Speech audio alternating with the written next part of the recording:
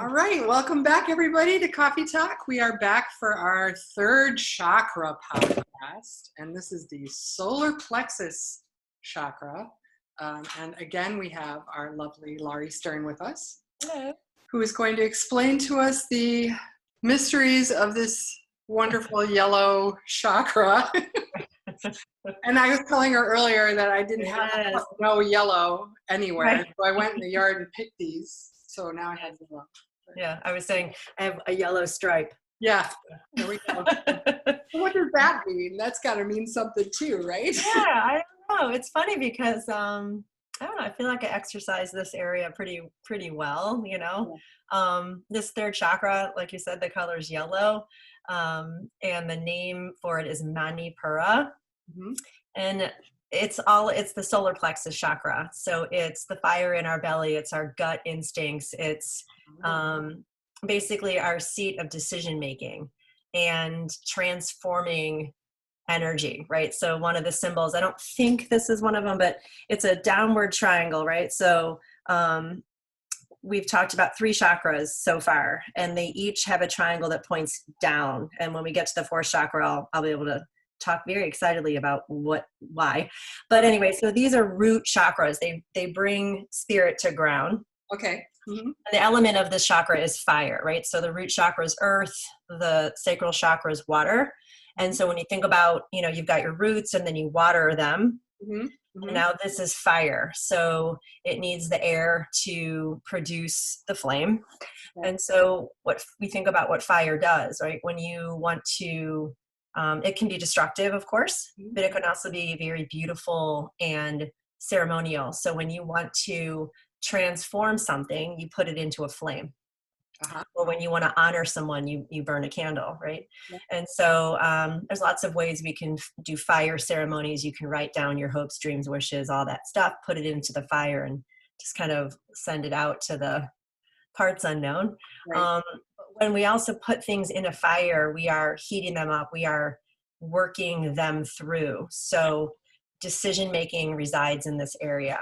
And so all of the ways we choose our personal power. And so this is, so remember the root chakra is I am. Right. Second chakra is I feel. This is I do. So this is a very powerful area of personal choice.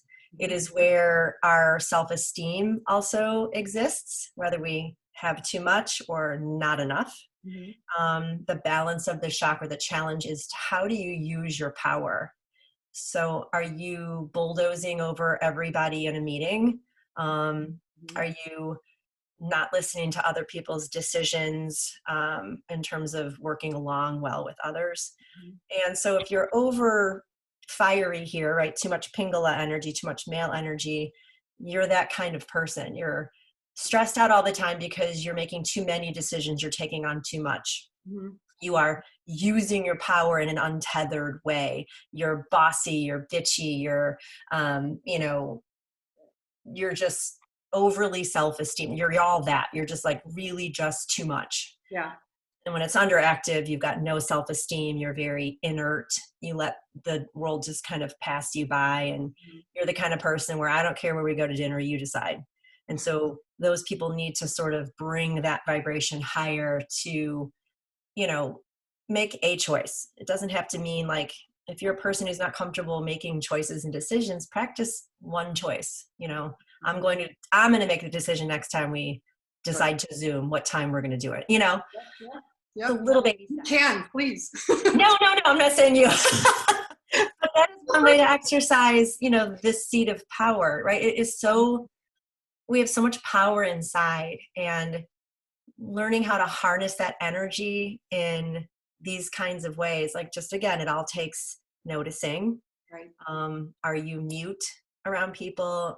Can you not make decisions to save your life? That's something to look at. And the other extreme isn't so nice either. So I wonder though, if those people who are the other extreme that are bossy and bitchy and overpowering, I wonder if they even notice that. Like, I wonder if there's something in that, because I know a lot of people like that too. A lot. Yeah.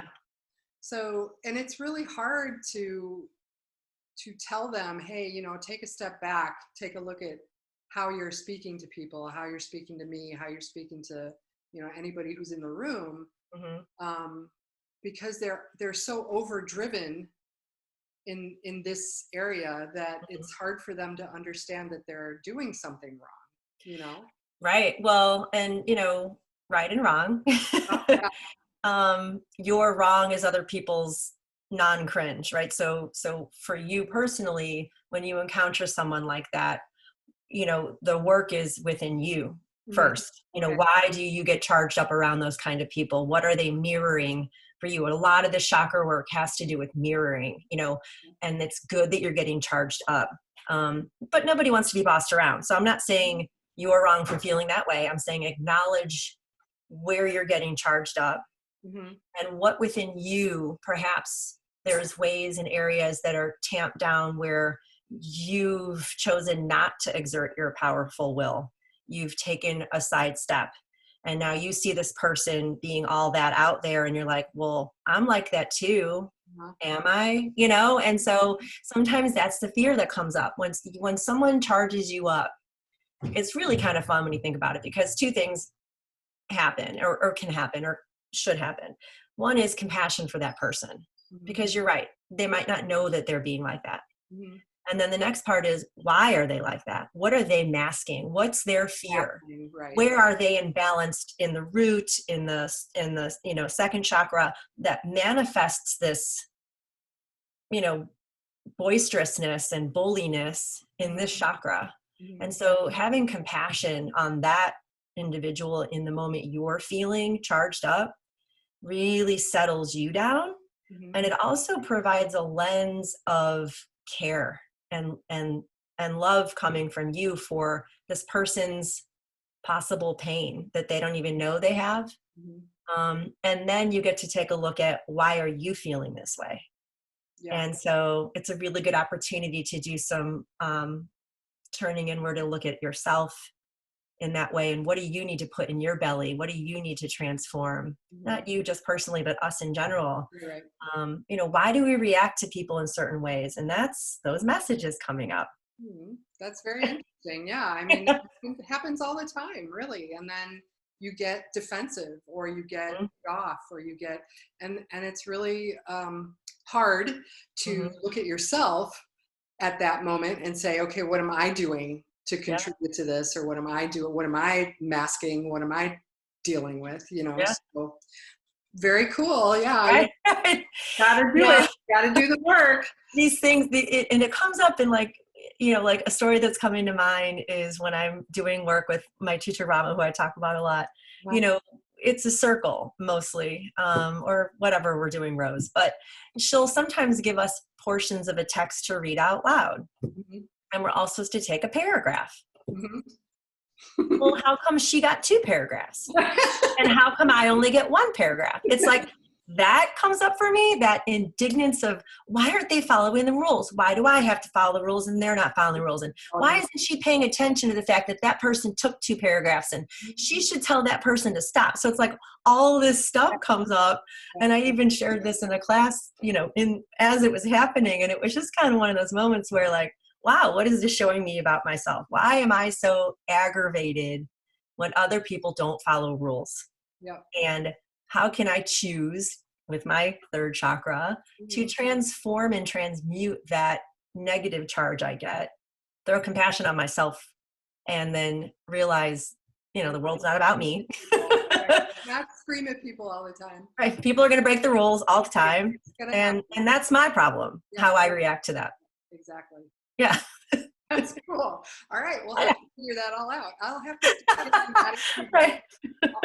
Every day something comes up that says, let me tell you, this whole spelling thing lately, and then like using the adjectives wrong, is also a real problem for me. So I have to like it's, you don't say I'm driving slow. That's right. Incorrect. That's, you're driving slowly. Exactly. Oh my God. I post those Grammar Gertrude things. Yes, yes. Yes. I'm a big stickler for that. And yeah, why does that upset me so much? And it's like, me too. I go down this road of the world's going to come to an end. We're not taking care of how we're speaking proper English. It's the texting, it's this, it's that. Right. And then I have to say, is it a big deal? And for me, it is. Yeah. It's a big deal. Probably a big deal for us, and it's not a big deal for other people. So yeah. I don't know. It's just, I go down this whole road of, oh, here goes the world, Yeah. So what things can we do for our yellow chakra? Yeah. So dialing back to like what we've been discussing in each one, the color's yellow, the name's Manipura. We're in the third chakra. The element's fire, the keynote is E. So as we've talked about, if you want to find a piece of meditative music that's called Manipura chakra, it's probably in the key of E, or find something, doing these chakra classes as I've been doing.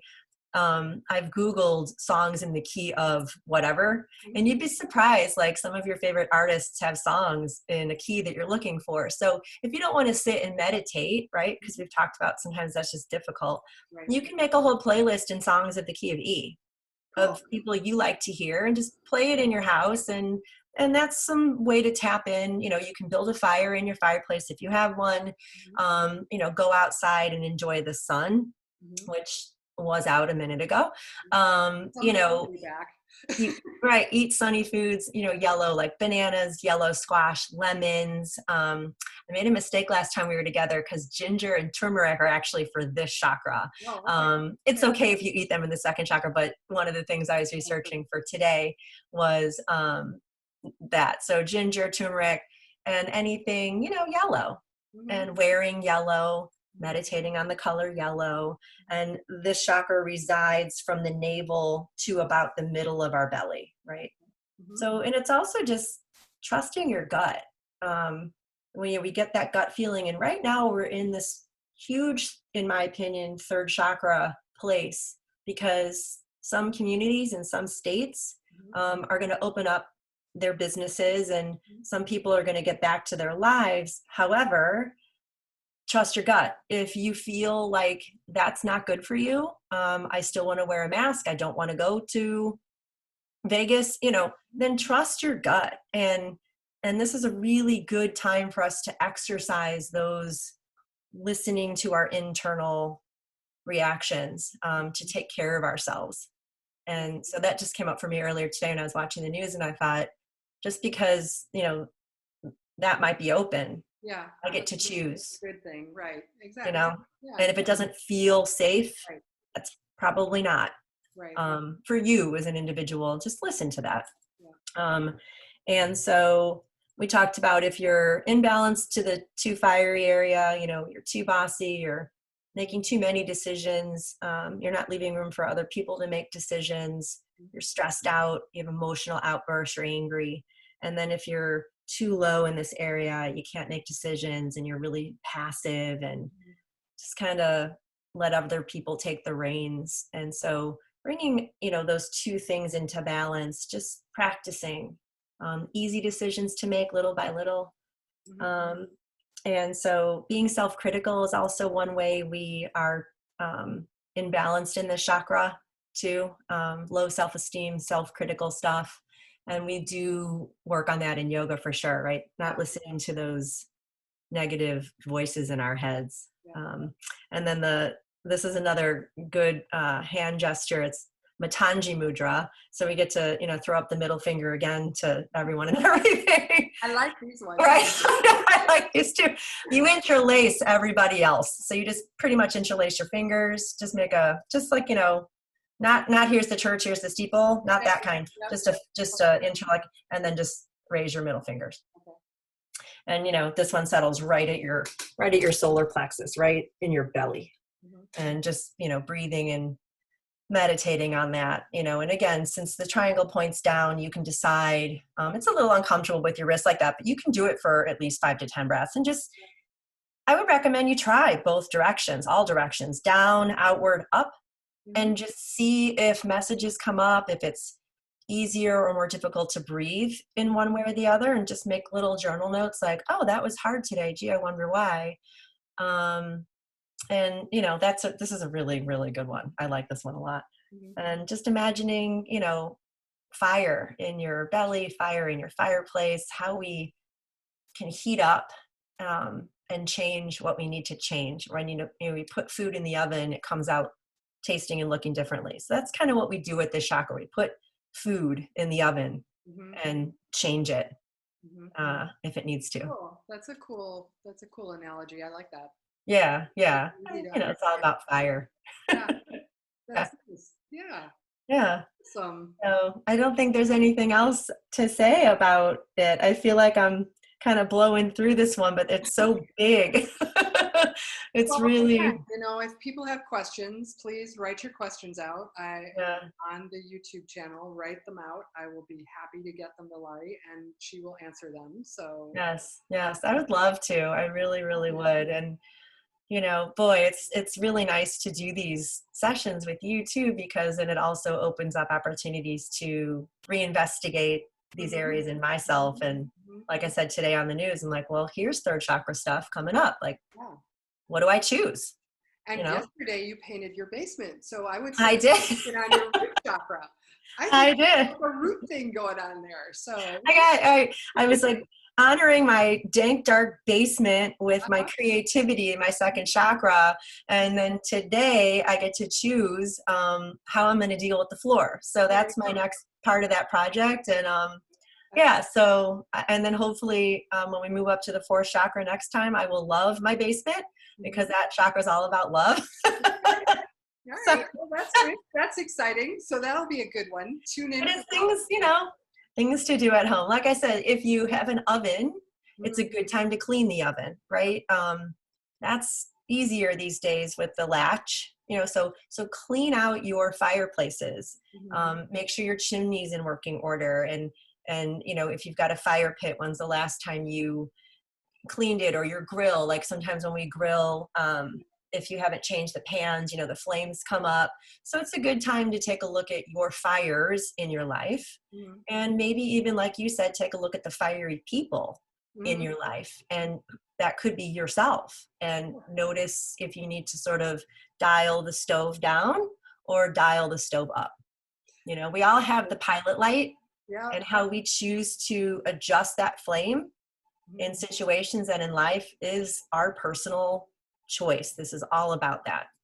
All right. Well, I know I got some flame work to do. That's for darn sure. Like, you need to light a fire underneath your ass, right? So that's that too, right? If you've been avoiding doing things, have you been avoiding? Because this is all about I do. If you do too much, dial it down. If you don't do enough, you got to dial it up. So. All right. Words to live by. I love that.